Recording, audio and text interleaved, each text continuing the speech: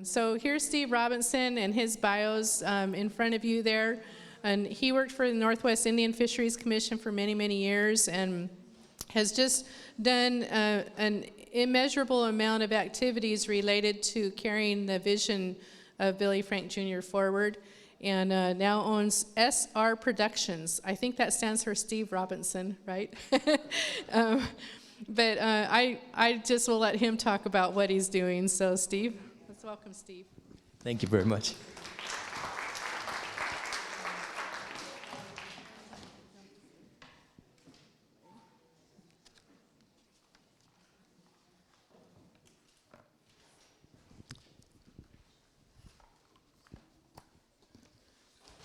Okay.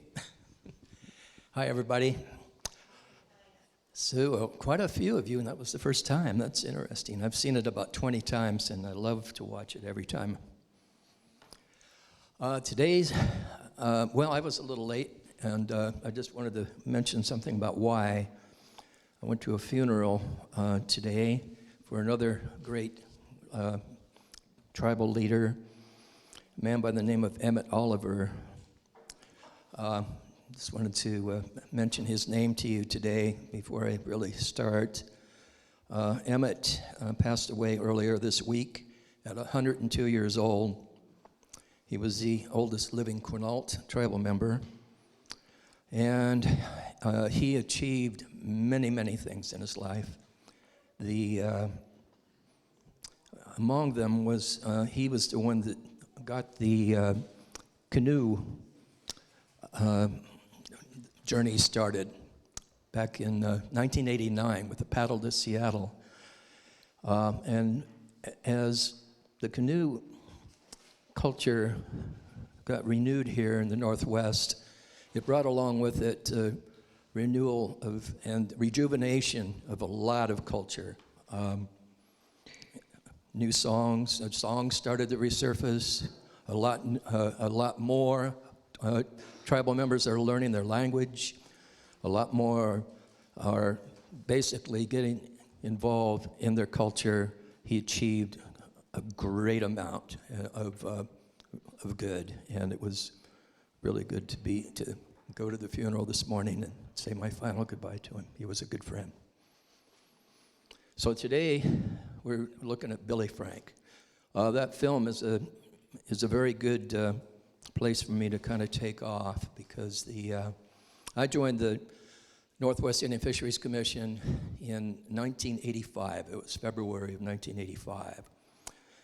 Prior to that, I had been a newspaper reporter, served 7 years as the public affairs director for the Department of Natural Resources.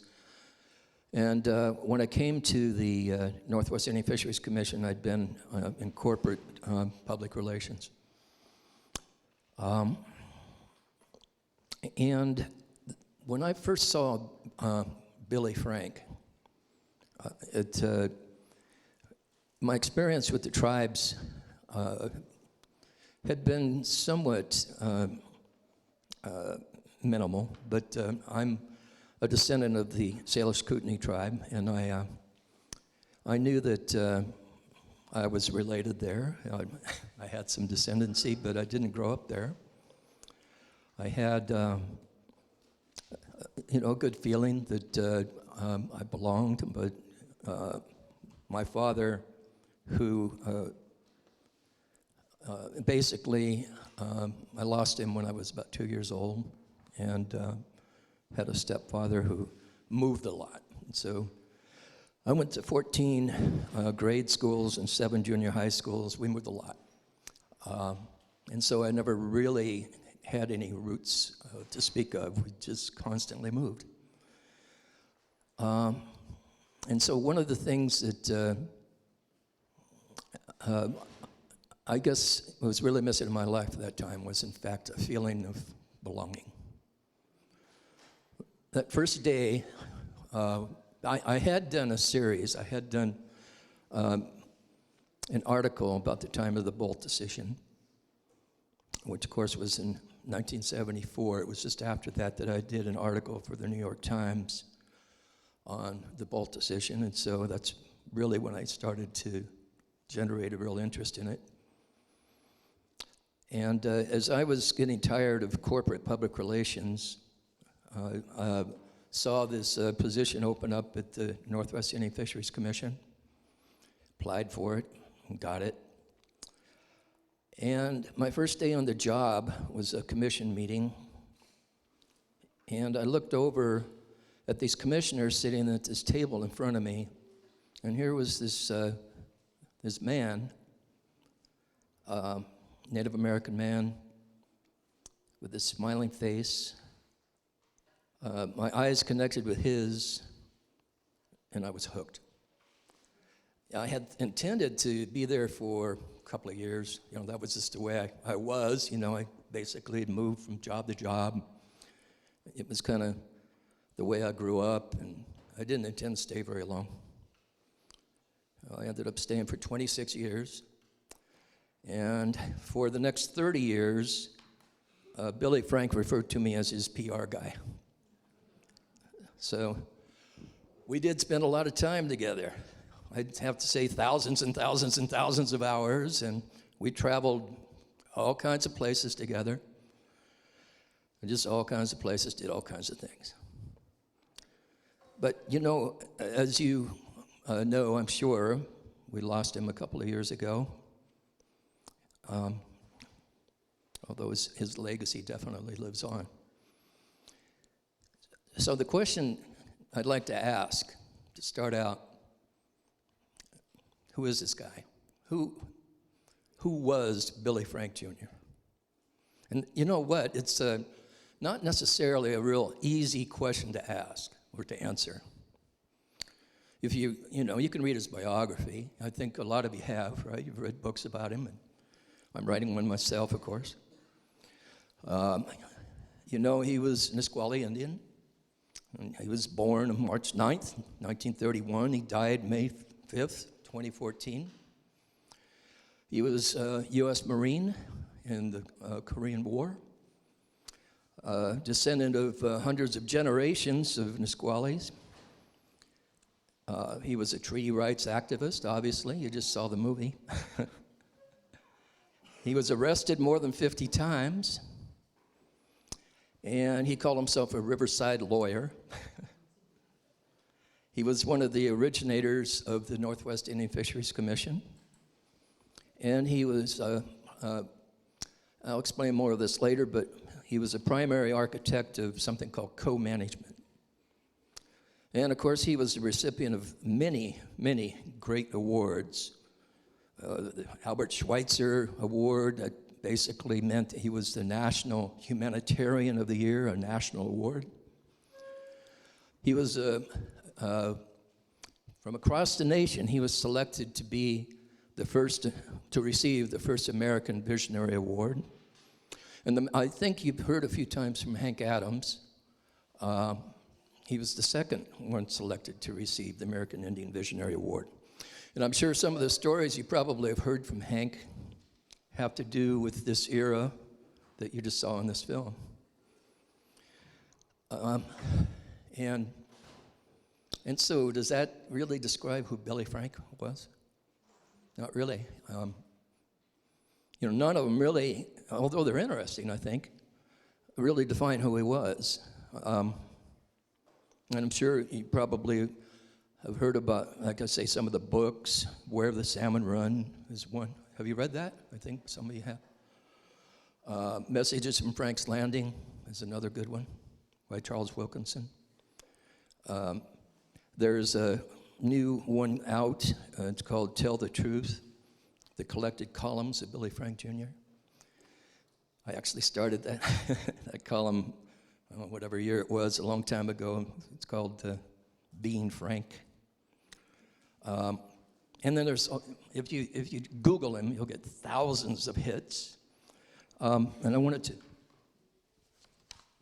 show you this. This is, if you go to the Northwest Indian Fisheries Commission website, this is one of the things you'll find. It's a nice booklet on him.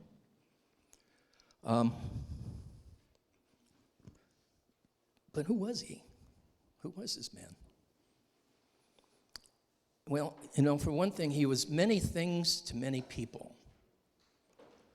A few years back, we lost a man by the name of Senator Dan Inouye. He had received, and this is a senator who had the longest tenure of any senator in the United States Senate. He was a veteran of World War II and Congressional Medal of Honor winner. The time came when Senator Inouye took over the Senate Committee on Indian Affairs, and he was asked, who can I turn to in this entire country to teach me about the tribes? And the answer came, Billy Frank. And over time, Senator Inouye and Billy Frank became very close friends and spent lots of time together. So I had the opportunity to spend time with him also. There was that. And this is a senator who created a lot of bills, a lot of laws that affect us today.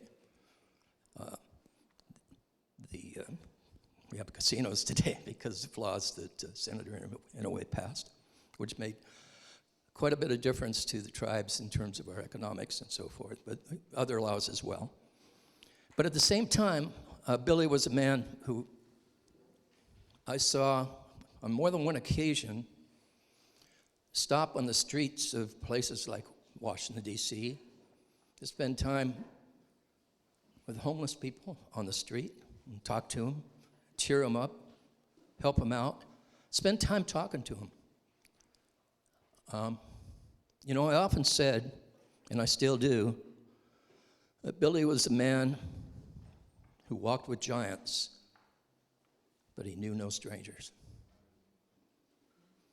And so, as I say, for 30 years, Billy referred to me as his PR guy. I saw him, he never said no to me. You know, I was the one that did a lot of bookings for him to go into classrooms, you know, spend time with a journalist, spend time with somebody that just wanted to learn about the tribes. This is a busy guy, you know, his schedule was packed. He always said yes. He always had time for kids, for adults, for anybody that wanted to meet him. You know, there were a lot of meetings we went to where there were kids, and they would line up to talk to him. He was their rock star, you know, the kids from the tribes. And then I saw him on many occasions talk to groups, maybe 1,000 people in the audience. And he would stand up, talk from the heart for maybe an hour, you know. The end of which, they would instantaneously jump up, screaming, applauding. He got standing O's more than anybody I've ever seen. And does that describe who Billy Frank was? Maybe it helps. Maybe it helps a little bit. I can tell you that Billy was a man who loved his family, his kids.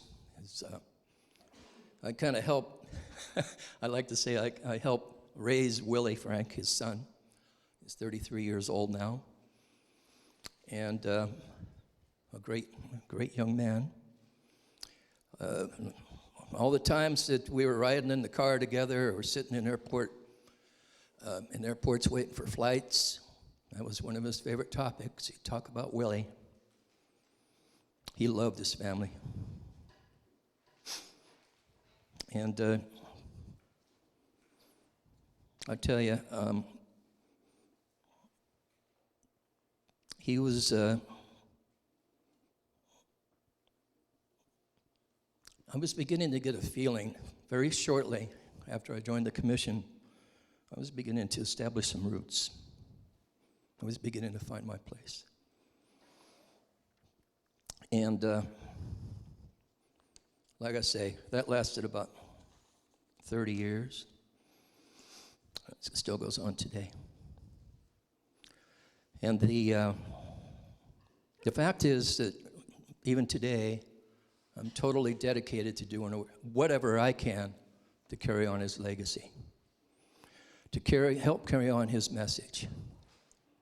But what was his message? Well, I can give you a quote that something that he said that maybe helps with that. One of the things he said was, "I don't believe in magic. I believe in the sun and the stars, the water, the tides, the floods, the owls, the hawks flying, the river running, the wind talking, their measurements. They tell us how healthy things are, how healthy we are, because we and they are the same." That's what I believe in.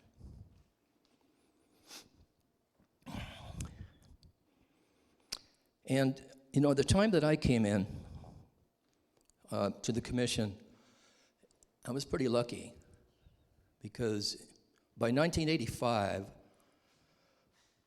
some of the fighting was over. The fighting's never over entirely, never. Still going on today. But a new era was ushered in about that same time, and Billy was most definitely one of the leaders who did it. We had Governor Gardner. We had a new Bill Wilkerson as the head of the Department of Fisheries, and Stu Bledsoe was the head of something called the Washington Forest Protection Association. It was those four men who decided, you know, these dozens and dozens of court cases and federal review panels that we do every single year, where we're always fighting in court? Enough. It's time to start turning to court as a last resort. And we ushered in something called the new era of cooperation. Billy had been an activist. He'd been to jail over and over and over again. So many times he became the jail barber. And now, you know, suing and suing and suing had gone on ever since. And that was the way things were getting resolved. Fortunately, tribes kept winning. And they're still winning court cases today, but there are a lot fewer of them. Well, this new era of cooperation basically got us together for a lot of meetings, a lot of meetings, where we had a lot of people. And what we decided to do was, we're going to try to solve your problems. We're sitting across the table from each other. The weapons were left at the door. And we said, what's your situation? What is your problem? What are your priorities? How is it that we can help you solve your problem?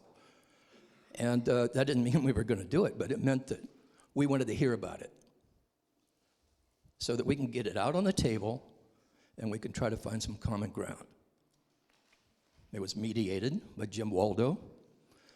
And the first thing that we developed was something called the Timberfish Wildlife Program.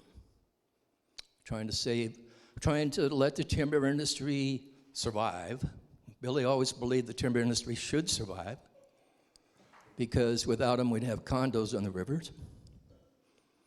But they needed to be managed properly and not do so much cutting that it was going to destroy the rivers.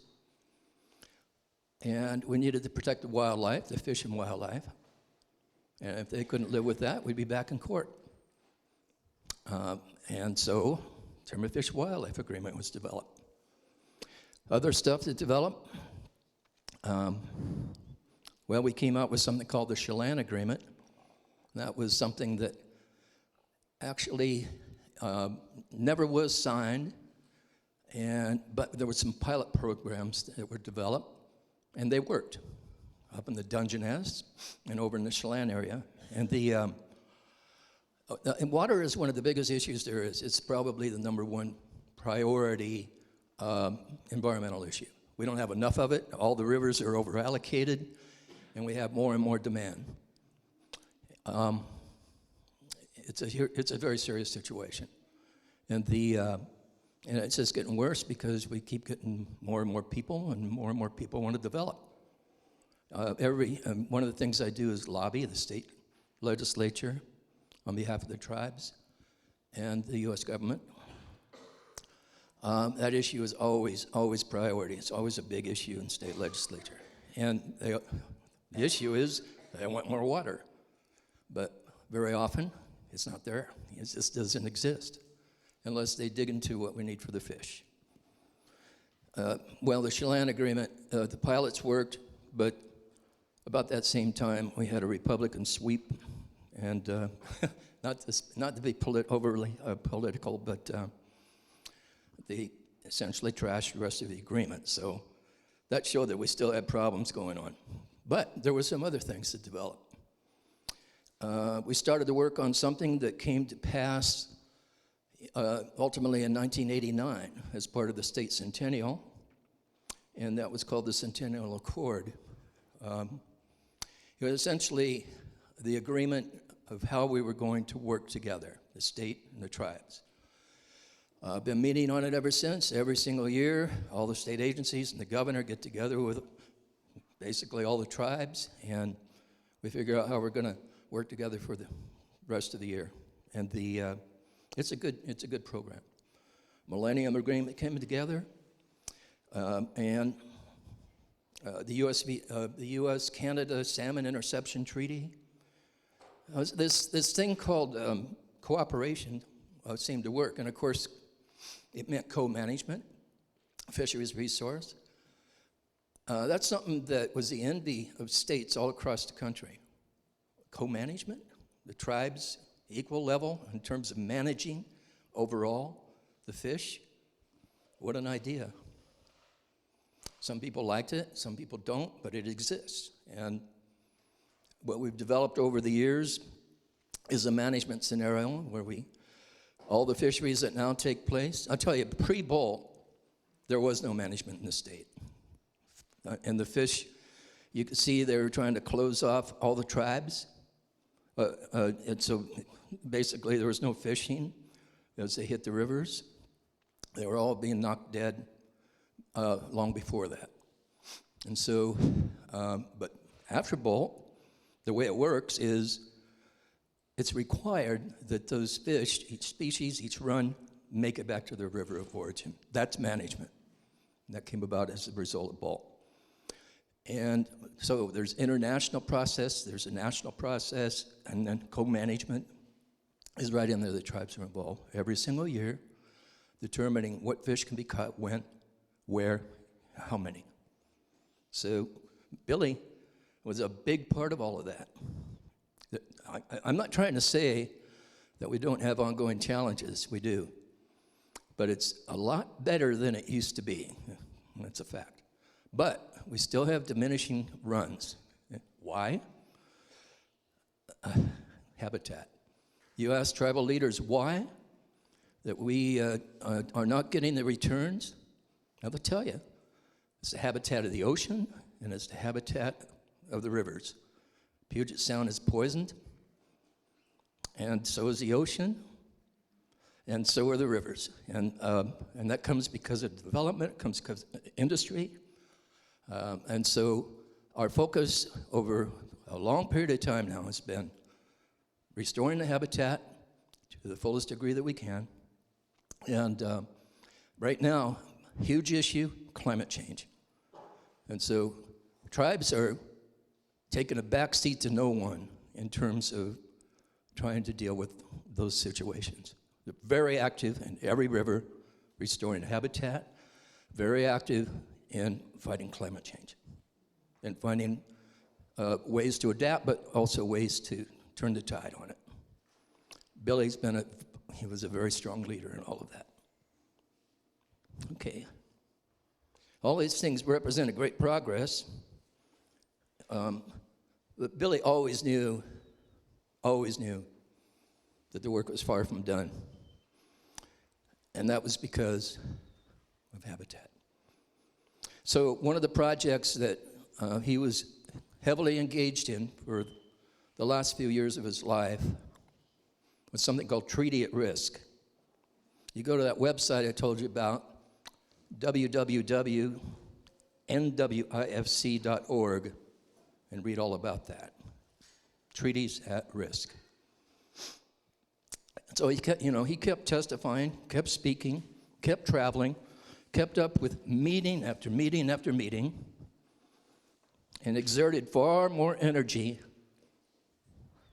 than an 80-year-old man, most, would ever dream possible.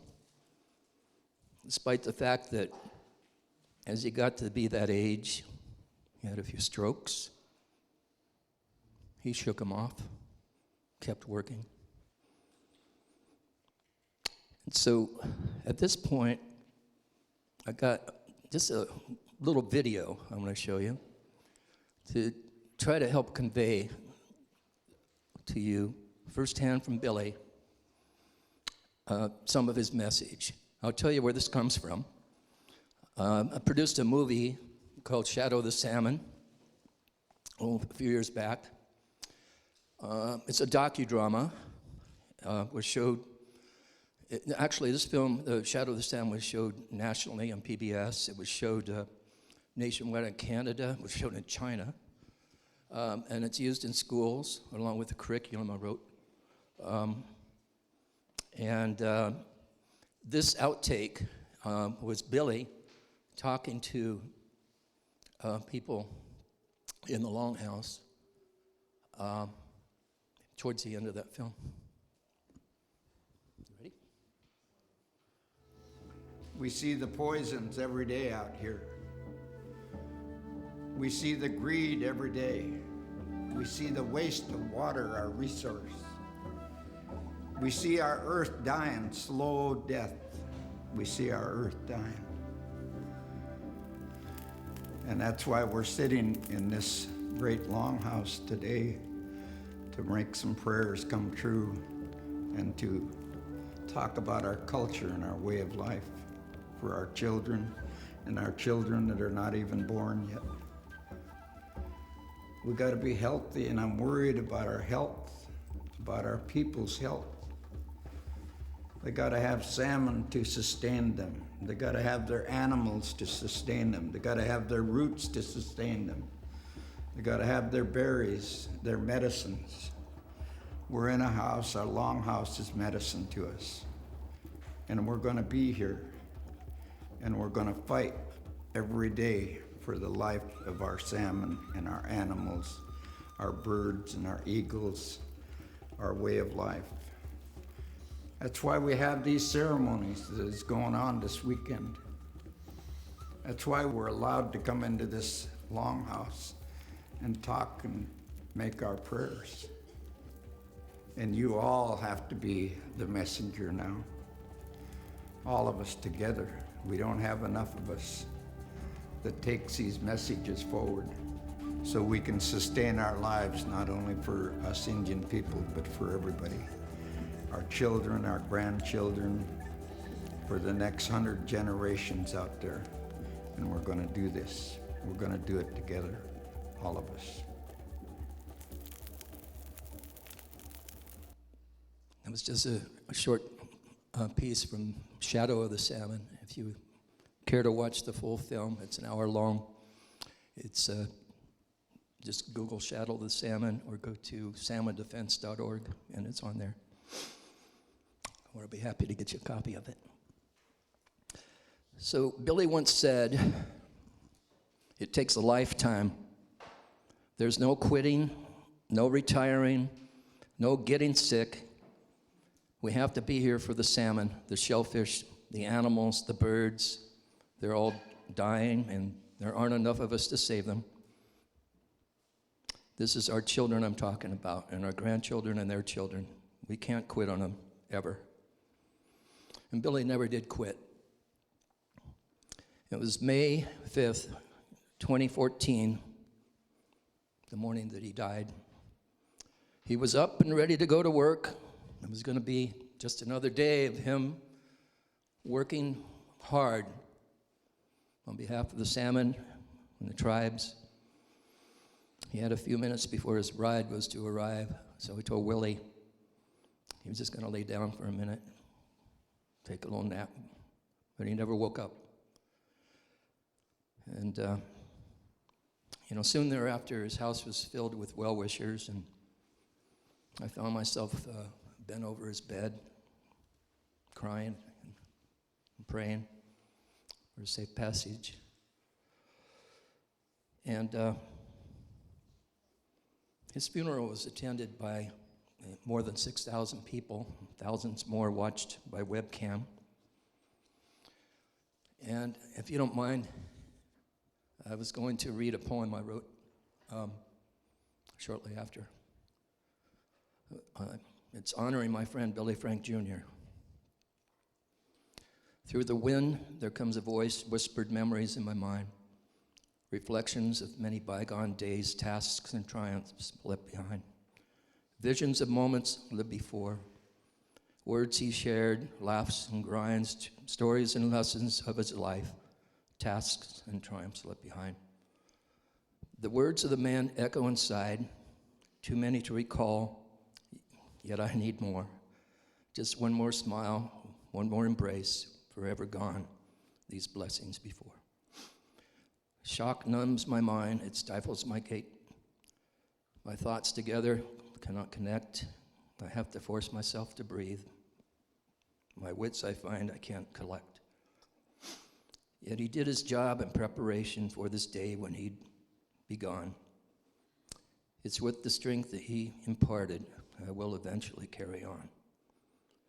He told his story of the salmon and all the life that they sustain, the river, the land, generations to be.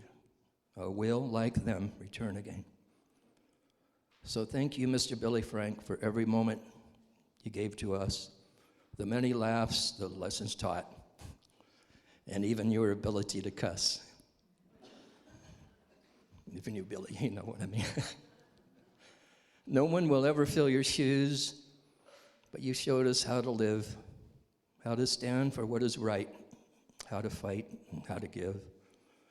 We will miss you, Billy Frank, but you now sit with the greatest chiefs, and we will do our very best to carry on with your beliefs.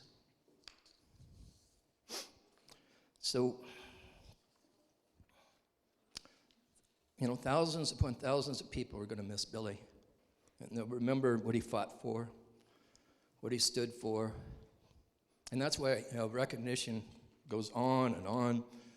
Buildings are named for him, streets, there's holidays. He just received the Presidential Medal of Freedom. The estuary, the Nisqually Estuary, has been named after him. It's going to continue because his legacy will go on forever. And so I'm going to repeat the question I started with. What is that legacy? Who was this man? And like I say, I've been working on a book for him for some time, and I actually asked him once how he'd like to be remembered.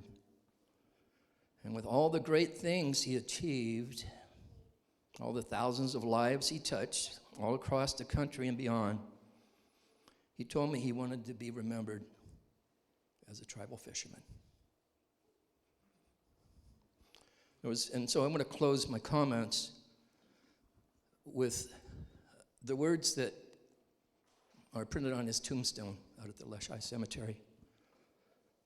His tombstone says, "As the salmon disappear, so do the tribal cultures and treaty rights. We are at a crossroads, and we are running out of time." So with that, I'd be happy to answer any questions you might have.